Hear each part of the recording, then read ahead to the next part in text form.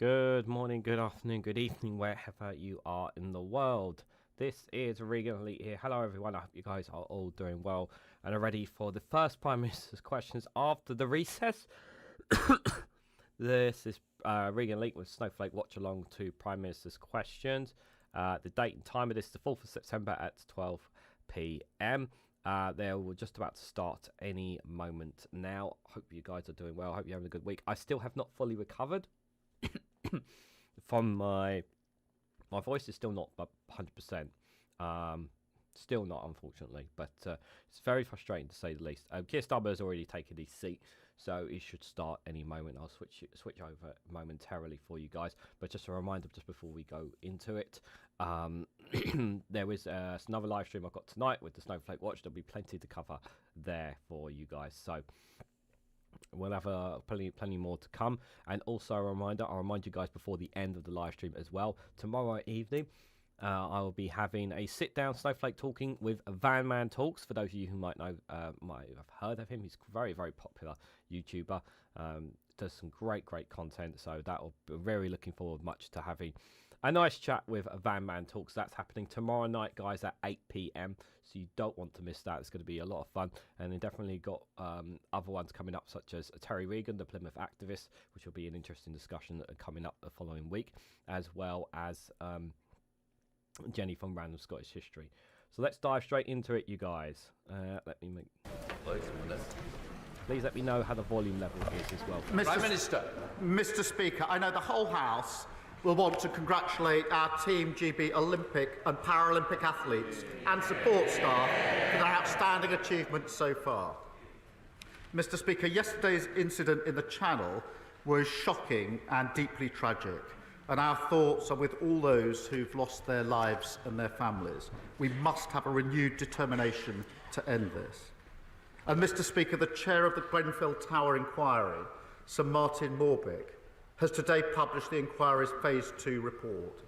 And I know that the whole House will be, thoughts of the House will be with the bereaved and the survivors of the Grenfell Tower tragedy and the residents in the immediate community. I will be making a statement shortly after PMQs today. Mr. Speaker, this morning I had meetings with ministerial colleagues and others, and in addition to my duties in this House, I shall have further such meetings later. Bill Esterson. Thank you, Mr. Speaker. Can I associate myself with the Prime Minister's remarks about the loss of life in the Channel and about Grenfell? The latest suicide figures are a sobering reminder of the misery caused by mental ill health. McGall Health Park in my constituency is a centre of excellence with high, medium and low security hospitals on the same site. The staff do an amazing job, but demand has gone through the roof, especially since the pandemic. Does my right honourable friend agree that it is essential that we have the same level of priority for mental health care and physical health care in this country? Yeah.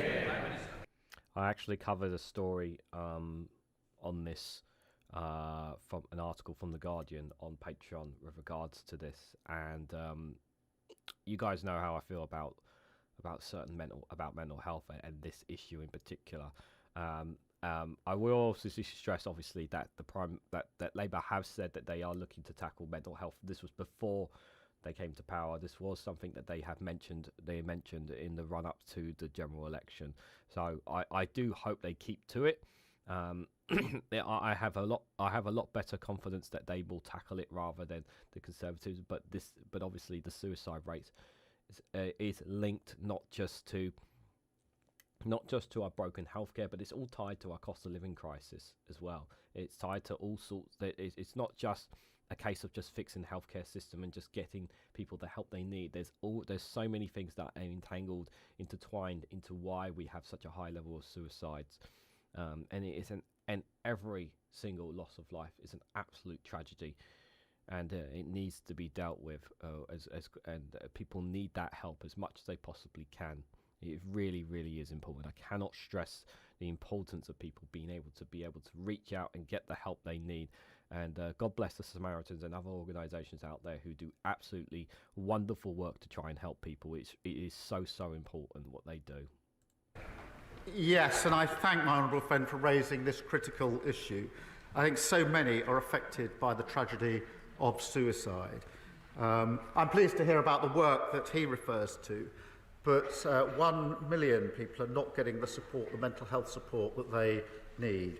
And that is why we will recruit 8,500 mental health workers to treat adults and children, and bring forward legislation to modernise the Mental Health Act, an act which I think is well overdue for modernisation. Thank you. I think that's really important, obviously, the recruitment, but obviously it's quite a big jump in numbers, but obviously it is something. So I just hope that the words actually implementing into action, and actually we start to see the numbers go down over time. That's the one thing that I want, and I'm sure everybody here will agree as well. Just say, Ginny Bottle, Mad Monk, Joe Lefty, and anybody else lurking in the chat, good to see you all. Hope you're all doing well today. To the Leader of the Opposition, Rishi Sunak.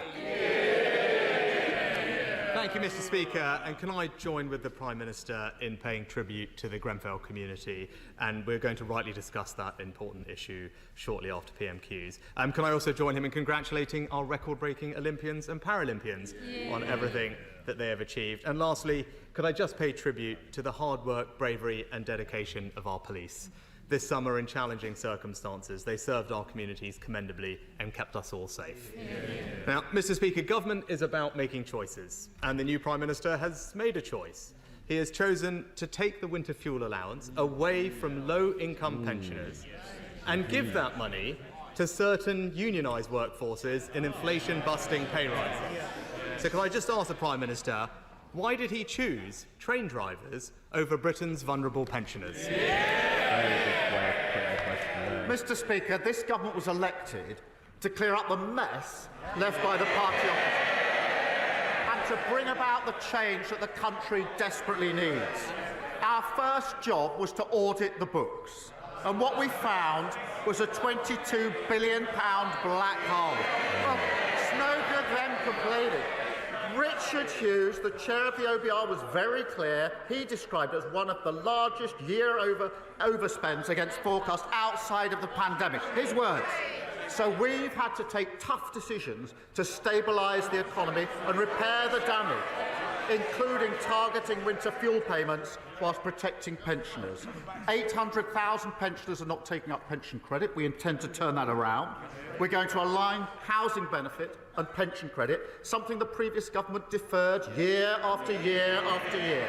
And because of our commitment to the triple lock, pensions are projected to increase by over £1,000 in the next 5 years. Rishi Sunak.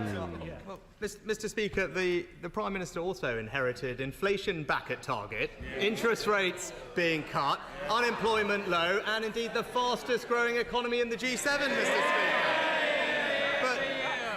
But that's not the point, because the Prime Minister now has to start taking responsibility for his own decision.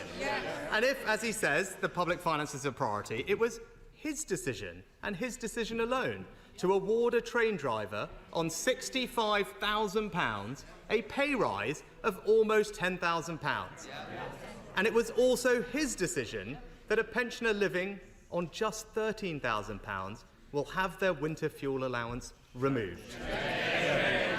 So can the Prime Minister explain to Britain's low-income pensioners why he has taken money away from them whilst at the same time given more money to highly paid train drivers?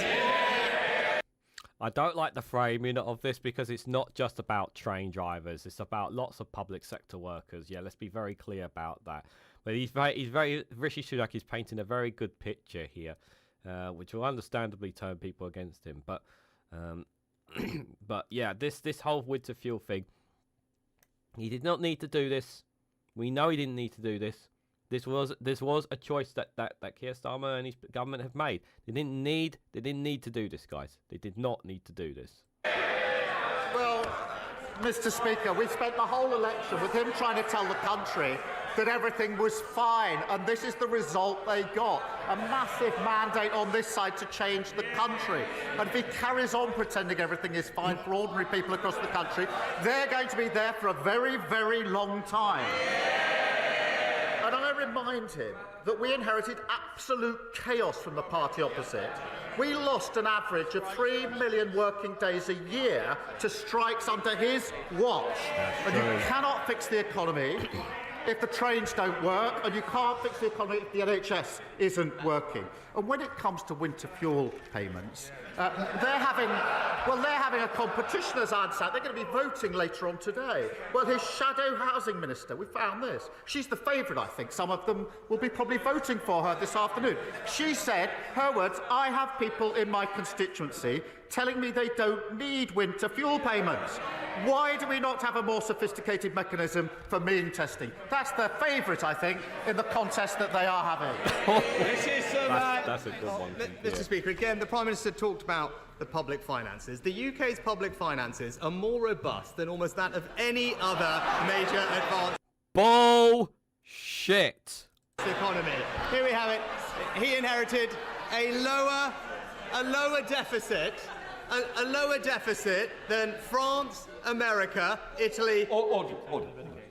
When I do point you to be quiet, I do mean it. I don't need a reaction back like that. Lucius. Well, the UK currently has a lower deficit than France, America, Italy and Japan. It has the second lowest debt in the entire G7. And he opposed every difficult decision that we took to deliver that. So I certainly am not going to take any lectures from him on that. Your party got kicked to the curb because you left us in a mess. Look at our National Healthcare Service. Look at our immigration numbers. Look at the crumbling schools and the hospitals that we have. We have children that aren't able to get the education that we need. We have council taxes going through the roof. Public services not functioning. This was under your political party, under 14 years of you guys. You can't hide that. You can't hide the feeling and the frustration and anger that people have with your political party. You just can't hide that. Scott, but he talked about protecting ordinary people. Well, last year, under the Conservative government, a low-income pensioner with just £13,000 received not only the winter fuel payment, but also hundreds of pounds of additional cost of living support, both of which he has now scrapped. Age UK have said cutting the winter fuel allowance is the wrong policy. And only this morning, we've learned that the vast majority of the poorest pensioners in poverty, are going to see that vital support removed. So can he... Remember, these are the guys that left a lot of elderly people to freeze during the winters as well. Let's not forget they're the ones that turned off the taps for a lot of elderly people. Let's not forget the the story about pensioners. The famous pensioner who, or the elderly person, who has to get on the bus and sits on the bus to stay warm because they can't afford to turn the heating on in their homes. That was under his watch, remember. Stephen Banker, good to see you, buddy. Hope you're doing well. He tell the House, very specifically to the pensioners that are watching, how much less support a pensioner on £13,000 will receive this winter. He talks about tough decisions. It's tough to inherit tough £22 billion black hole, which the OBR did not need. That is the inheritance. That's what they left. Now, back when they were in government, they'd have pretended it wasn't there. They'd have walked past it, put it in the long grass. We're not going to do that because we were elected to change this country for the better and stabilise our economy. No Prime Minister wants to do what we have to do in relation to the winter fuel allowance. You don't have to do this. You don't have to do this, Prime Minister. You have a choice. You're making this political choice here. Now, now, as many people have said, there are some who do not need the money, but there are some who do need the money, as Rishi Sunak has pointed out, and rightfully so. You don't need to do this. This is a political choice. This is not something like that we have to do this. No, you don't have to do this. You're in government. You have the power. You have the choices. You're choosing to do this. Nobody is forcing you and your party to do this. But we have to take the tough decision to stabilise our economy to ensure that we can grow it for the future. I just want to also point out it's very important that we have to also next month's budget will obviously say a lot about the things that they are planning to do. I expect something in the budget next month that will come towards helping the most vulnerable pensioners. I expect something from them. I'm hoping the Chancellor will give something back. What it will be, I don't know, but I expect something there. But there will be a lot of eyes on the budget next month in the... I've got the date down here for you guys. 30th of October. Wednesday the 30th of October is the date you need to mark down. That will be the budget that Rachel Reeves will have out. So that obviously will say a lot about where money is going to go and where's it going to come from this government as well. And as I've said, we are working hard on pension credit. We're allowing housing benefits, which they didn't do for years. And over 5 years, it's a projected increase of up to £1,000 for those on pensions. We are tough decisions that they don't. The government doesn't have to choose to take money off low-income pensioners in order to give it to highly paid train drivers. That is a choice that he has made, and it will be clear to any pensioners watching that he simply can't explain why he has made that choice. But, Mr. Speaker, turning to another important issue. The government has suspended 30 of the UK's 350 arms export licences to Israel. It should be all of them. It's a decision that the chief rabbi says beggars belief and will encourage our shared enemies. Are you nuts? I'm sorry to keep pausing here, guys, but like, are they that blind to what's going on in Gaza? Like, I mean, it just absolutely drives me insane how people are trying to justify, oh, this is an absolute tragedy that we are cutting off support for Israel. Oh, it's an absolute tragedy. Crimea River, what about all the Palestinian kids that are dead under the rubble? What about those who are dying in the hospital? How about those who are getting, who have got polio disease out there in the Gaza Strip? Those who literally have lost their mums, their dads, that have lost absolutely everything. 40,000 Palestinian lives lost, yeah? How about them? Where's the sympathy for them? Where's the sympathy for them in any of this? Can the Prime Minister therefore explain how his decision will help to secure the release of the 101 hostages still being held by Hamas? Prime Minister. Well, Mr. Speaker, can I start by saying I think the whole House will be shocked by the horrific killing of 6 hostages in the last few days. And I know I speak for the whole House when I say that. The remaining hostages must be released, and we need a ceasefire to ensure that that can happen, that aid desperately needed can get into the region, and we can begin the path to a two-state solution. Now, he asks how we arrived at this decision. He knows very well, because the legal framework is clear. The latest guidance was issued in 2021 under his government. And that means that licences have to be kept under review, as they were by his government. And I think he probably knows the advice that was given to his government. He understands the framework. We've carried out the review in the same way and come to a clear legal conclusion. And shared that conclusion, the assessment, with Parliament. We will, of course, continue to stand by Israel's right to self-defence, but it is important that we are a country committed to the international rule of law. That gives us the strength of argument with our allies on important issues. This is a difficult issue, I recognise that, but it's a legal decision, not a policy decision. And the Prime Minister knows the framework, and they issued the guidance, they know what the test is, that test has been assessed, we've come to a conclusion, and we've put that before the House to consider. Prime Minister. Well, Mr. Speaker, I appreciate the Prime Minister's answer, but he'll know that decisions like this also have important and broader geopolitical implications. And he mentioned allies. It's essential that we maintain transatlantic unity in the face of terrorist threats and avoid any perception of splits between our two nations. So can he therefore update the House or tell the House what engagement he had with the United States prior to taking this significant decision? Prime Minister. I acknowledge the importance of working with our allies on all issues, as we have been doing, as I was able to make very clear at the NATO summit that I attended in the early summer. And of course, as he would expect, as the House would expect, we have talked this through with our allies. They understand. They have a different legal system. That is the point they made. It chunters from the start. This is a serious issue. It requires serious consideration. And the Prime Minister knows the legal framework.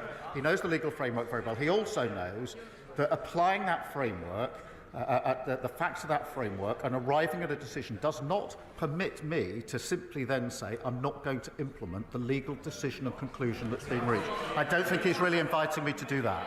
Mr. Speaker, not only do these decisions have geopolitical consequences, but they also have emotional ones too. And the Prime Minister took this action on the very same day as the funerals of Israeli hostages murdered by Hamas. It's something that the Board of Deputies described as a terrible, terrible message to be sending. And I hope the Prime Minister understands the hurt that has been caused, and can he take this opportunity to reassure Israel and the Jewish community that the United Kingdom and this House stands behind Israel and its right to self-defence. Prime Minister. Let me be very clear about that. I've said it before, I'll say it again. We absolutely recognise and support Israel's right to self-defence and have taken action in support of that right of self-defence. And I've made that repeatedly clear in all of my engagements with Israel across the region and with all of our allies. I absolutely stand by that.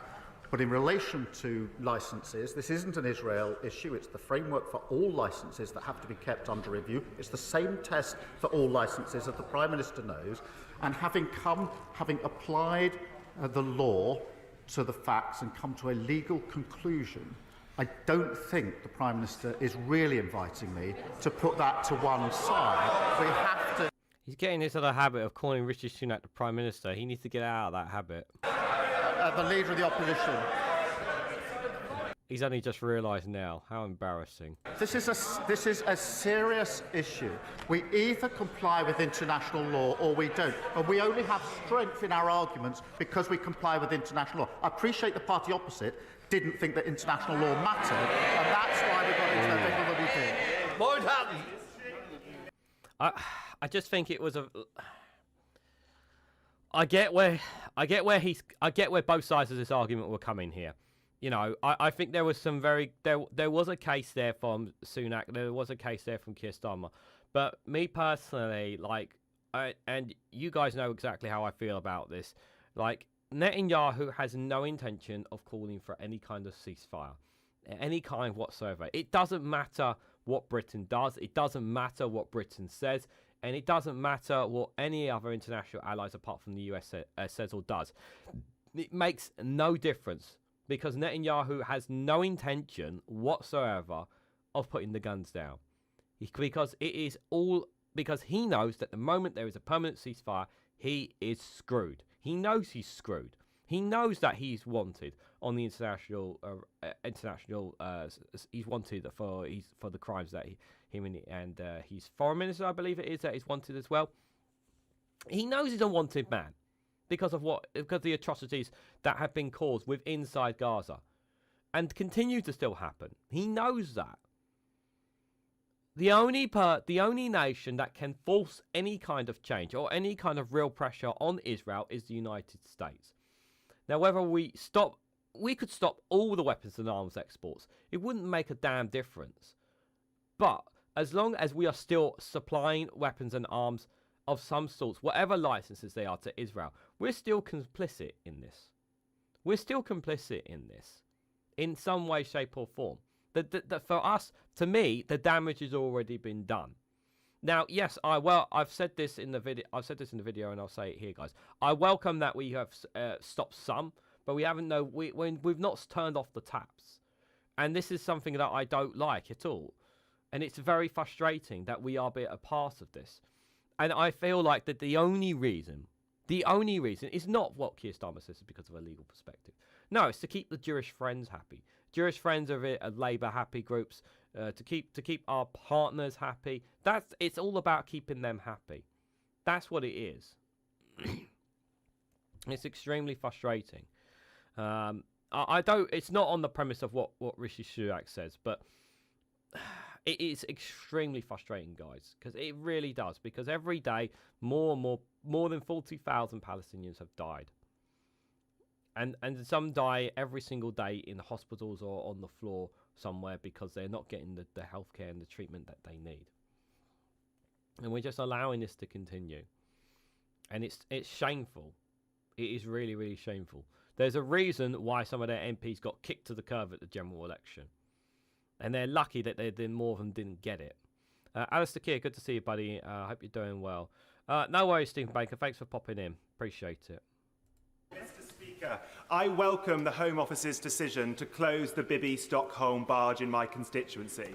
We all know this barge is a gimmick. First, it arrived late. Second, it cost the taxpayer a fortune. Third, it was laden with fire and disease risks. And fourth, it likely contributed to the death of a 27-year-old asylum seeker on board. It did. So can the Prime Minister reassure my constituents that this unworkable gimmick and similar unworkable gimmicks will be closed down as we clear up the mess from the party opposite?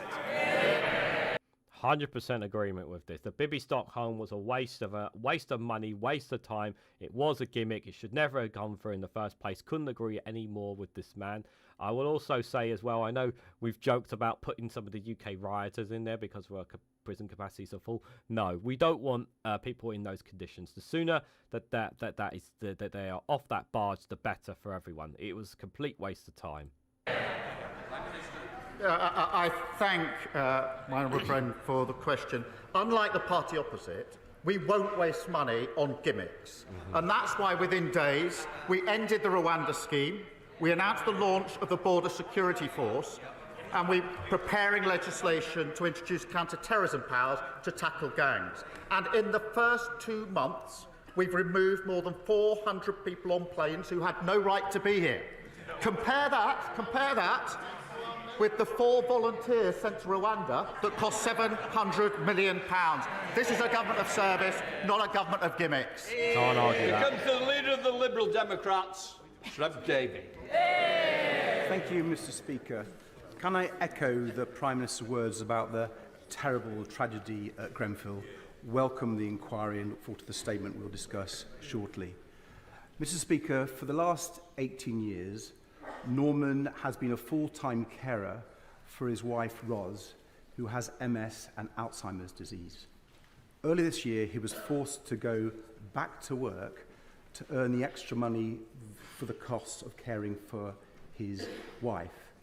As their income is just a few £100s above the limit for pension credit, they're set to lose their winter fuel allowance unless the Prime Minister listens to these benches and others and changes this plan.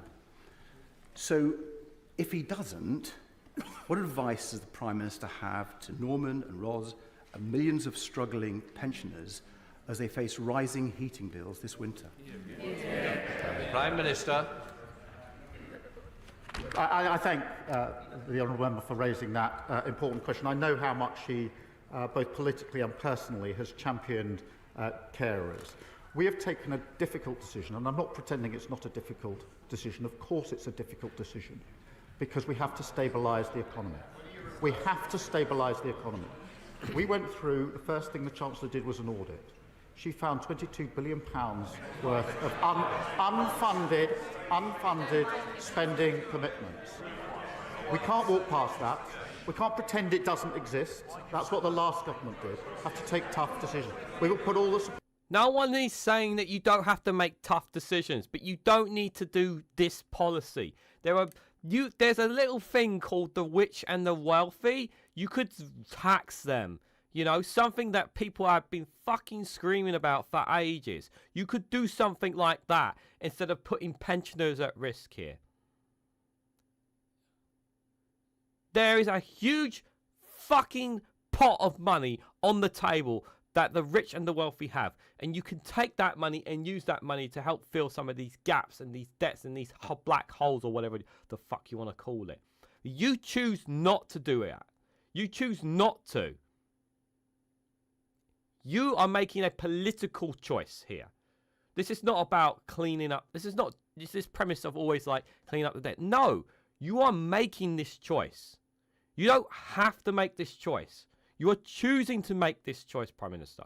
No one is forcing you to make this decision. It's very, very clear here. This is a political choice. This is not a we have no choice. We have to make tough decisions. Everyone accepts that governments and politicians have to make tough decisions. But this is a decision that does not need to be made. Important that we can obviously talk to the learned gentleman about this, but we have to take the tough decisions in relation to this. They walked away from those decisions. That what got us into the mess in the first place. You can't. No worries, Alistair Keir. It's totally fine. Totally fine. Listen. That's all good, buddy. Grow your economy. You can't fix your economy unless you stabilise it first. Ed Davey. Can I say to the Prime Minister, we recognise the appalling financial problems left to him by the last Conservative government. But can I say, no one understands the difficult decisions you need to take to balance the books as unpaid family carers like Norman. So many millions of pensioners have struggled over recent years thanks to the last government. The number of pensioners who can't afford to heat their homes has doubled since 2019. So will the Prime Minister support our campaign for more urgent action to invest in insulation and renewables so we can help pensioners and all families make it cheaper to heat their homes every winter? Yes, of course. And I remind him that there are 800,000 pensioners who are not claiming pension credit, which of course then deals with the winter payment allowance. And so that's why we are taking so much care to ensure that we can get them onto pension credit. Again, aligning housing benefit with pension credit, something they left undone for years, will make a massive difference. And of course the triple lock, which over 5 years will mean pensions are expected to rise by up to £1,000. Yes, They need to push harder for people on the pension credit and remind people about that pension credit. It will make a massive difference to people's lives. They really need to campaign and highlight this to people. It's really, really important on that. But I feel Ed Davies' questions were very valid and very strong. But again, I do stress that they did not need to do this. Thank you, Mr. Speaker. 4 years ago, the previous government ordered a review into the hormone pregnancy test drug Primidose and found that the drug had caused avoidable harm. Primidose was given to women in the 1960s and the 70s and resulted in many babies being born with severe disabilities. For the last 12 years, I have stood in this Parliament and pleaded with the last government repeatedly to do the right thing. So I ask the Prime Minister today, will he commit to take a fresh approach to this issue, and will he meet with me and the campaigner Marie Lyon to discuss how we can give closure to the families who have been denied justice for the last 50 years? Well, I thank her for that question and for her work on the APPG. I am sympathetic to the families who believe their children suffered from these tests and committed to reviewing any new evidence which comes to light. Mr. Speaker, at the moment the Health Department is reviewing a publication from Professor Danielson and we'll follow the results of that review. And I'm happy to ensure that the Health Minister does meet her to discuss this further. Gavin Robinson. Thank you very much, Mr. Speaker. Can I thank the Prime Minister for visiting Northern Ireland within the last fortnight, and particularly for the time he spent with injured officers of the police service of Northern Ireland. He will know of their courage, but he will also know of the dogged determination of our Chief Constable John Boucher in his desire to see adequate resourcing for his officers who not only stand for law and order in Northern Ireland, but stand in the face of racism, of violence and of an ongoing national security threat from dissident Republicans. So can I therefore ask him to earnestly and urgently engage in a discussion about uplifting the national security grant afforded to the Police Service of Northern Ireland and ensure that the PSNI can face the challenges that we need them to face head on? Well, I thank him for that question, and it was important for me to go to Belfast to meet the injured officers and to say simply thank you for what they are doing and, of course, the impact it has on their families. I do recognise the difficult financial position the PSNI faces, and the Chief Constable and I have spoken about this on more than one occasion, as you would expect. I mean, predominantly it's for the Justice Minister and the Executive to set the PSNI's budget, and an operational matter for the Chief Constable in relation to how he allocates that. But I have been talking to him about what further support might be possible, because I do realise just how important it is to him and to the PSNI and to Northern Ireland more generally. Emma Foodie. Thank you, Mr. Speaker. Last week, ticket-selling websites like Ticketmaster left millions of Oasis fans furious. But worse still came minutes later when tickets started to be relisted online for thousands of pounds. This profiteering at fans' expense is not a one-off. The cooperative party's campaigning for a new licensing body with real teeth to tackle this online touting. Does the Prime Minister agree with me that fans should be at the heart of live music and that urgent action is needed to protect fans against this horrid practice? Prime Minister. Before he answers this, I want to address this as well, because I haven't addressed this at all. I fucking hate Ticketmaster. As you guys know, I'm a wrestling fan, and in order for me to, whenever AEW comes to the UK, I have to go through Ticketmaster to get tickets for them. And I tried. Now, I luckily did not fall into this trap of reselling, luckily, when it comes to those who for Oasis tickets. But I can tell you it's an absolute pain in the arse for me to try and get seats that I want to get seats for them. It is a literal scramble to get the seats that I want to get, whenever they come to the UK to get for wrestling shows for them. I absolutely despise Ticketmaster and the system that they use. In the end, when I was getting my tickets for a wrestling show they had in Cardiff, I had it up on the 2 devices, and I was still having trouble getting on to the website to be able to actually purchase the goddamn tickets because of the system that they had in place. For me, Ticketmaster cannot and should not have control over the majority of concerts and venues. In my opinion, it should be broken up. It should be multiple companies should have control, and I don't agree with Ticketmaster having all this. And the amount of money that they make off the back of all of this is absolutely utterly shameful. Fans need to be looked after, and they are getting conned to the teeth when it comes to the ticket touting. And not enough, and I'm not just talking about here in the UK, but globally, not enough is being done to deal with this. And there needs to be more action done from this, not just here in the UK, but from other nations as well, to tackle this, to ensure that fans can not only be able to pay and go to shows, but pay at reasonable prices too. The reselling is absolutely and utterly shameful. Yes, I do. And firstly, it's great that Oasis are back together. I think, from what I've determined, about half the country is probably queuing for tickets over the weekend. But it is depressing to hear of price hikes. I'm committed to putting fans at the heart of music and end extortionate price resales, and we're starting a consultation to work out how best we can do this. Harriet Cross. Mr. Speaker, Offshore Energies UK reports that the government's proposed windfall tax increases will cost our economy £13 billion, risk 35,000 jobs, and see investment in the North Sea slashed from £14.1 billion to just £2.3 billion by 2029. It also suggests that there's going to be a £12 billion cost in tax revenues. How does this proposal chime with the Prime Minister's goal of economic growth? And will he reverse this tax increase, which industry leaders are calling economic suicide for the oil and gas sector? Well, I'm sorry to tell you this, but we want to rely less on oil and gas and want to rely more on green and renewable energies. This is something that needs to happen. And this is, and while there may be some job losses, absolutely, and this, I call this scaremongering. This is scaremongering from the oil and gas companies who are afraid of the future, who are afraid that they are no longer going to be the reliance that people want.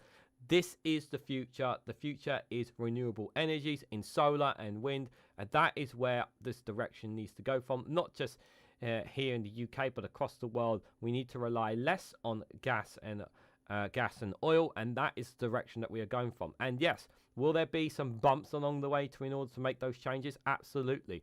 But we need to make sure that that transition, as we transition less on gas and oil and more onto renewable energies, that we protect as many jobs as we can and retrain those people who are in those sectors to come over to the new into these new sectors, so that people don't lose out, so that we people, older people obviously who get paid off with severance packages if not, but if obviously younger people, retrain them so that they can work within the solar farm sector or wind farm sector, so that they don't suffer as a result of being pushed out of the oil and gas sector, as we over time, over the next couple of decades, wind down and become less reliant on gas and oil.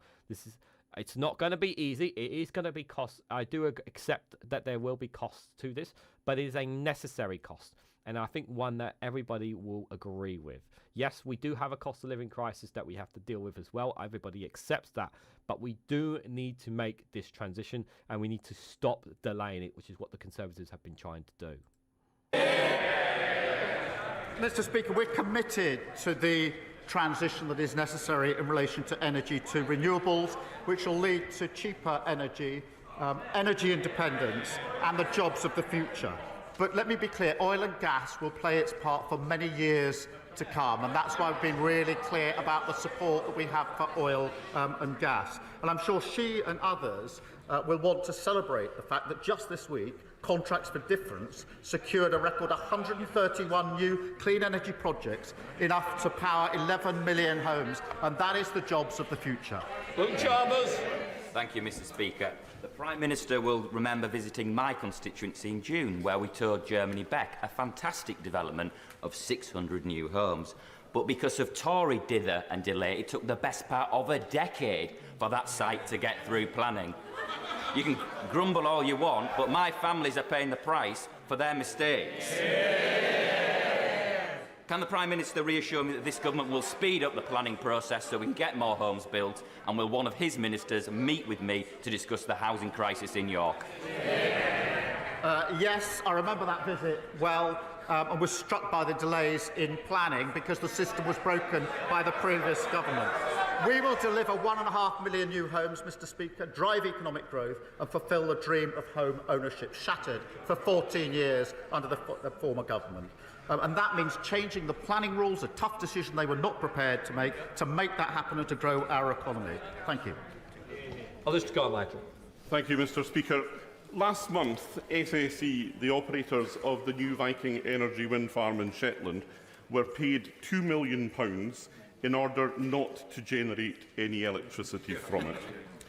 Is there not something badly wrong with an energy market that pays big corporates not to produce electricity, while the people living amongst the turbines endure some of the highest levels of fuel poverty in the country? So will the Prime Minister and the Government now look seriously at the idea of an islands tariff, so that islands communities such as those represented by me and by his honourable friend from the Helen and the Near may see some genuine benefit for the community from hosting renewable energy developments such as this? Very good question. Well, I thank the honourable gentleman for raising this issue, which is obviously a considerable concern to him and his constituents. The National Grid, as he knows, does balance the grid by occasionally requesting some generators to stop when there's not enough capacity on the network. That's not good enough. That's not acceptable for the reasons set out in his question. It's a problem that wasn't fixed over the last 14 years, but a problem we are determined to fix as we go forward. And I will make sure that a relevant minister speaks to him about the particular issue in his constituency. Good answer. Mr. Speaker, thank you. As a surgeon from East Anglia, I welcome the measures the new government has taken to fulfil its mission to fix the NHS. In my constituency of Bury St Edmunds and Stowmarket, the West Suffolk Hospital is badly affected by RAC, just like the James Paget Hospital in Norfolk, where I've worked for nearly 30 years. Does the Prime Minister agree with me that the RAC hospitals must be priorities as the new government undertakes its review of the new hospital programme? Yes, they need to be dealt with. I thank him for his question, and also he brings huge expertise to this area. We have to reset the new hospital programme and put it on a sustainable footing. The last government promised 40 new hospitals. The problem is there weren't 40, they weren't new, and some of them weren't even hospitals. Hospitals with RAC will, of course, including West Suffolk Hospital, must be a priority. So we're reviewing the programme, and the Secretary of State will update Parliament as soon as possible. Sure. No, obviously the RAC needs to be dealt with in hospitals. Obviously, we need to be dealt with in schools as well. And I don't know if that question will be brought up, but without a shadow of a doubt, that needs to be dealt with. I'm just going to come to some of you guys' comments. What about Scotland also pays the highest tariff too? So as the kid, good point there. Jeannie Bottles says, sold out is often done on day one or pre-time, says Jeannie Bottle. Some artists is cost an arm and a leg to see. If a concert is only London, it is impossible. Staying, travelling, ticket costing wow too much. Yeah, it's an absolute nightmare. Me and my partner, I'll just quickly share this with you guys. I originally, when I booked tickets for the wrestling, they had a wrestling show at Wembley Stadium a couple of weeks ago from the time of this recording. And when I booked the tickets last year for them, guys, I was originally going to book a hotel, even though that we could still get home from the Wembley Stadium. We wanted to be closer to the stadium because it'd be ideal. The hotels were already sold out on the night. And that was before the tickets went on sale. Most of the hotels in London on that night. That's how crazy it was. So yeah, you've got, it's very, and there's also when the hotels know that there's something happening, they bump up the prices as well. So when something gets announced, if you can jump on the bandwagon of getting tickets and hotel accommodation before the sooner you can get tickets, but if you're going to a concert, if you plan on going to something, if you book the hotel and travel in advance before just as it gets announced, the chance of it bumping up straight away is unlikely. It can bump up sometimes a day or two after, but the sooner you book it in, and then as long as you've got it ready to refund it in case you don't get the tickets or whatever, you'll be all right. But yeah, I totally get what you're saying there, Ginny Bolt. Secretary Hoshi, good to see you there as well. After 14 miserable years of the worst Tory government in modern times, the best this Prime Minister can offer the British people is things can only get worse. Well, for him and his calamitous opinion ratings, that's probably true. But why does he think he has such an unprecedented fall in his popularity? Is it his attacks on the pensioners? Is it leaving children in poverty? Is it the re-emergence of Labour cronyism? Or is it because his austerity is even worse than the Conservative variety? I don't accept this premise at all, guys. I really do not accept this premise. If it comes to austerity when the budget is announced, then I'll hold my hands up and I'll take back what I said here. But I don't accept this premise that things are going to be that things will be worse under Labour than they will be under the Conservatives. As of right now, I don't accept that premise. I understand obviously that because he is an SNP and obviously they need to obviously show their strength here. I totally understand. Obviously, I've said my piece about the winter fuel payments. Obviously, as the Labour cronyism, as a sort, to me, yes, it is bad. Is it on the same level as the Tories? No, but I'd be a hypocrite if I wasn't critical of that as well. I'd be a hypocrite if I wasn't critical of that as well. While I do accept some negatives of the Labour government, I absolutely do, guys. I'm not accepting this. I won't accept at the moment of this time. I'm not accepting that we are going into a Labour austerity as of right now. But my position can change on this, and I do want to stress that. I remember when they used to sit here. It's a long way up, and there's very few of them. So I don't think we need lectures on popularity among the electorate. Thank you, Mr. Speaker. I welcome this week's news on the changes, those government plans around Ofsted, including the removal of single-word judgments. Yes. This is great news for head teachers in West Lancashire who've raised this issue with me, along with other issues around Ofsted, and for parents who will have more transparency on the performance of schools. How does the Prime Minister see these changes developing a more positive relationship relationship between Ofsted, government and schools and improving standards so that all our young people can thrive. Prime Minister. I don't know if I did it in Monday's live stream or if I done it in a video, but I absolutely welcome that decision, and I do, and what I said, I think I said it on Monday, wasn't it? Is to make it as simple bullet points about some of the positives and negatives of the school, so that so the parents can make an easier decision for them. But yeah, this is a good step in the right direction for our for state schools. But why don't we have it for private schools? Mr. Speaker, we're committed to the best education for every child, whatever their background and wherever they come from. The current single grade does not work well, and that's why we're going to have a richer dashboard, which will give parents more information and allow intervention more quickly, and that's why it's been so warmly welcomed across the country. Rebecca Paul. Thank you, Mr. Speaker. I am new to this House, but I know that we all want our pensioners to live with dignity and security. In my constituency of Reigate, there are around 17,000 pensioners expected to lose their winter fuel payment this year. Shocking. Of most concern are those just above the pension credit threshold who will be hardest hit. Would the Prime Minister give consideration to broadening the eligibility for the winter fuel payment so that those low-income pensioners who rely on it to stay warm can continue to benefit? Can I welcome her to her place? And Reigate is obviously a place I know very well, as she knows. But the reality is this decision has been taken because of the £22 billion black card. So responsibility for the decision lies with the party that broke the economy. There's a reason we have a mandate for change, and there's a reason that this party is now sitting there, and that's because they broke the economy. And I'm not going to apologise for clearing up the mess that they left. I just want to respond to a comment here. As Keir says, sorry, I'm on the fence about things REGANELITE. Labour, that's a low blow. You lied to Scotland people on the doorstep in the general election.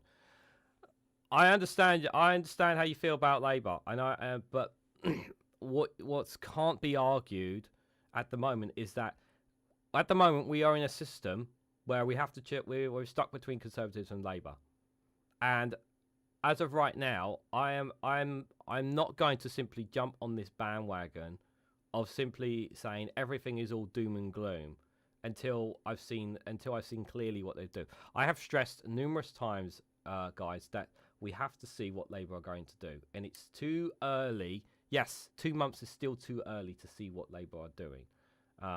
Yes, and I literally earlier in this live stream, you saw me kicking and screaming about the winter payment, about the winter stuff here, guys. I can't speak enough about Scottish Labour. That's not my place to speak of it. But I don't accept, and as of right now, like I said, I don't accept that there's austerity yet. That might, like I said, position will change. I will say, like I said, the budget will speak a lot of volumes about what this Labour government are going to do for the UK. That will speak a lot of volumes to it, because I still feel that a lot of things are shrouded in mystery about what Labour are trying to do as well. I understand how my Scottish friends feel. I really, really do.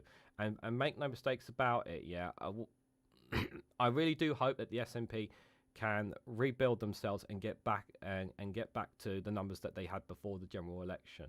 And there's a lot of work to be done, and I really do feel for them. But we have to. But I also have to be a realistic person here, guys.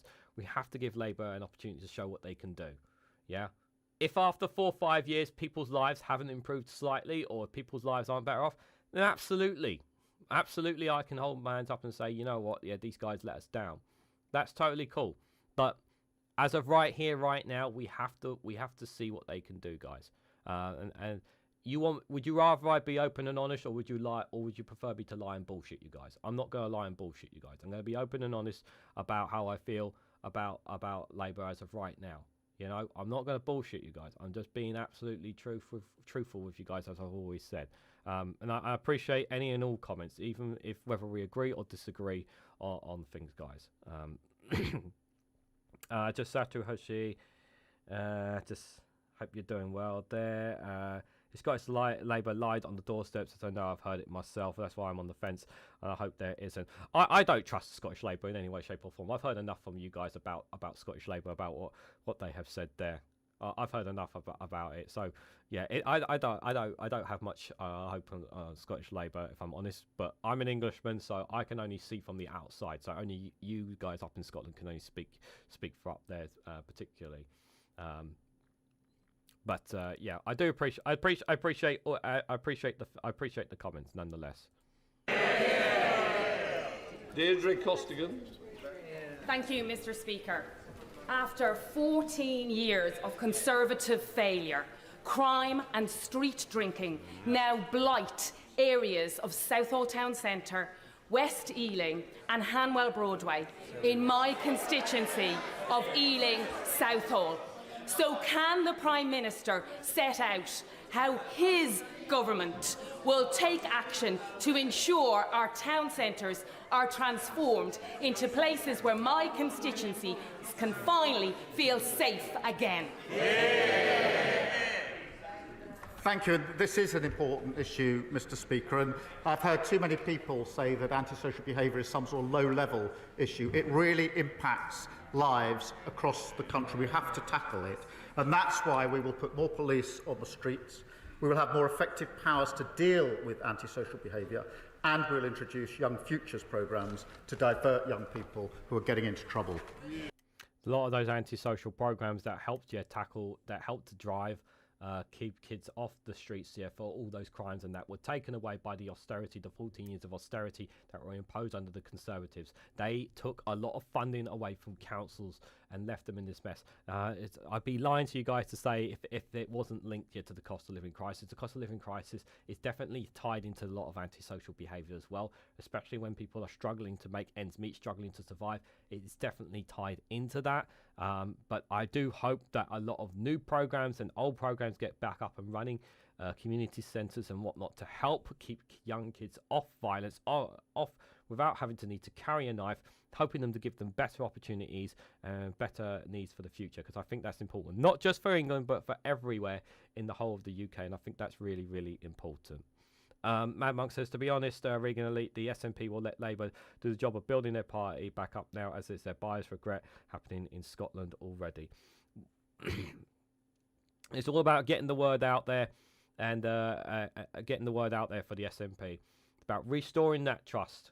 It's about restoring the trust and reminding people why they voted SNP, why they've been always supported SNP for such a long time. So it's all about rebuilding that trust, you know. And don't let reform creep in, because there was a lot of Scottish voters that did vote reform as well. So that's also a big problem that's arising, and obviously it happened in Scotland in Wales as well. That's a big problem that's going to be something that needs to be dealt with, and you need to just like here in England, we need to target and tackle the misinformation that comes out from certain political parties. Sir Ashley Fox. Question number 14, Mr. Speaker.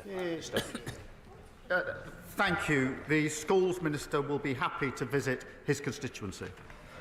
Sir Ashley Fox. I thank the Prime Minister for his answer. Haygrove School is one of the top performing schools in Somerset. It is unfortunately one of those built by Caledonian Modular and now condemned as unsafe. So I'm grateful for the meeting with the Schools Minister, but can the Prime Minister give Haygrove School and the other schools affected an assurance that they will be rebuilt and quickly, because those pupils and staff are still working in porter cabins? Yeah.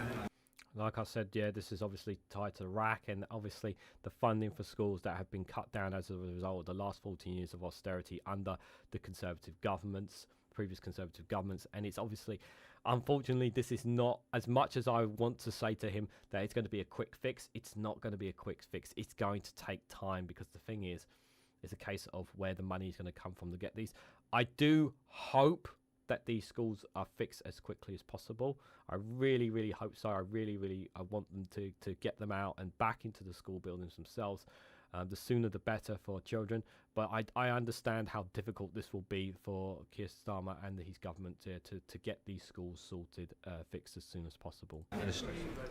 I'm grateful. I do recognise how serious an issue this is and why he raises it. It is of real importance. The Minister will visit, and the Department of Education is pursuing all available avenues for redress against the parties responsible for the issues at the school. But I will make sure that the Minister is fully briefed and has a full discussion about this when that visit takes place. Sean Davis. Mr. Speaker, I'm a proud MP for a new town, but over the last 14 years, Telford has lost its A&E. Less police officers, GPs, teachers per head, and we've also had 40% cuts to our local government budgets. Will my right honourable friend, the Prime Minister, back places like Telford rather than overlook us, as has been the case over these last 14 years? Prime Minister. I thank him for raising this issue, and I know he'll be a really strong champion for his constituency.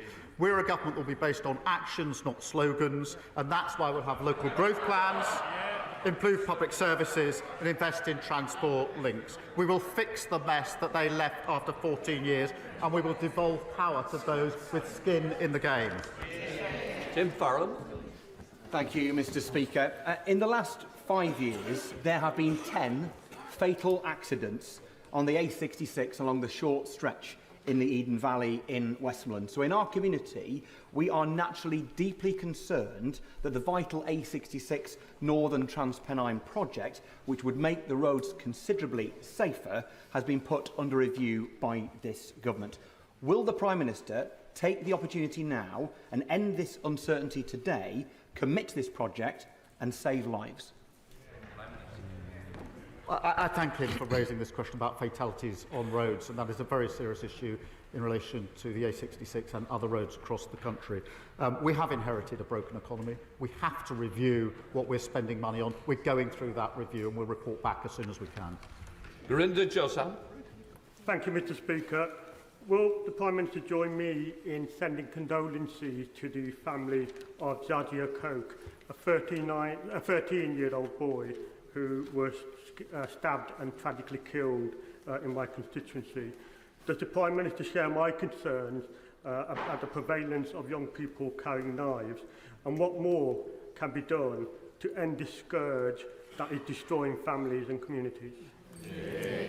Absolute terrible tragedy. Any loss like these are obviously horrible ones, and we got to do more. Needs to be done to tackle knife crime in the UK. It's been dragging on for far too long. There needs to be more action to do this.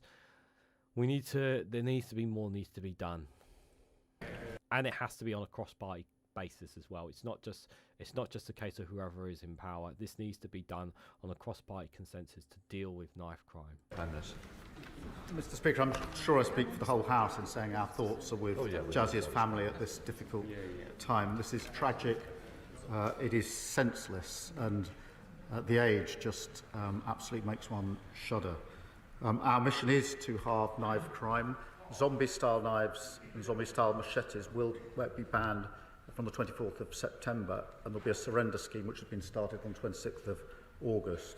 And we are doing a rapid review on online sale of knives, which is often a problem in these cases. So we will pursue that with determination, and I invite everybody across the House, in light of this and so many other tragic cases, to join with us on that mission.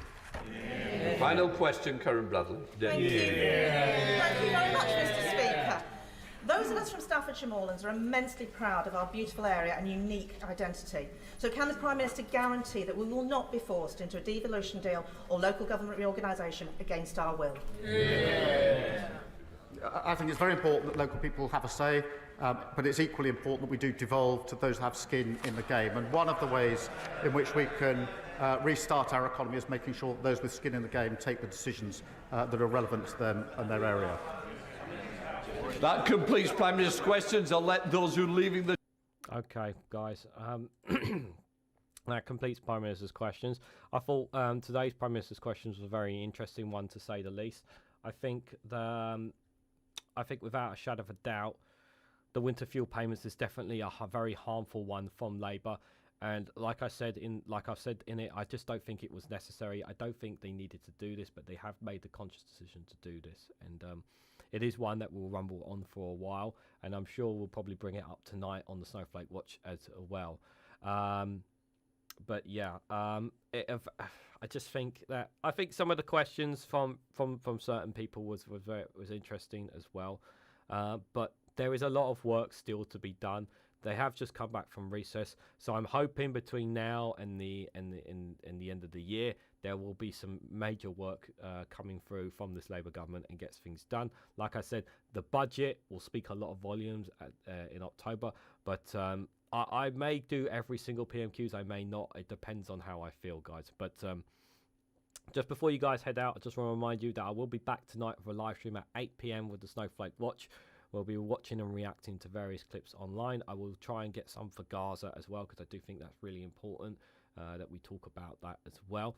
And tomorrow evening, guys, I want to stress this again, myself and Van Man Talks will be coming together. We'll be talking about him, talk about his channel, talk about politics and whatnot. It'll be definitely a fascinating discussion, and I'm really looking forward to having that with him. And I also have Terry Regan next week as well on Thursday, 8 o'clock. The Plymouth activist. Some of you guys have seen him in the chat for a while.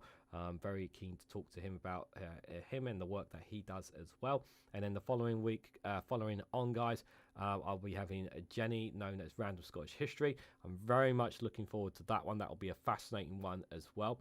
And cross fingers, I have been speaking to Lee Corn, and I do want to get him on for a Snowflakes talk. Hopefully I will have one for him coming soon for you guys as well. So I am looking to get some more people on for you guys, because I really do enjoy the Snowflake talks. I think it's a great way for not just for me and for educational and acknowledgement from people, not just for me but for you guys as well. So I want to say a massive thank you to everyone who's come here this afternoon. Thank you guys for all your comments. I really appreciate it. I do have some more recording to do before the live stream, so but I'm going to be having lunch before I do that. But yeah, let me know what you guys thought of today's Prime Minister's questions down in the comments below. Leave your feedback there, and hopefully I will catch you guys later on. But just before you head out, I just have one final thing. If you haven't already, please hit the like button. Be greatly appreciated. Share this across social media so others are notified of this live stream. And if you haven't subscribed already, please consider subscribing, because it really does help support the channel.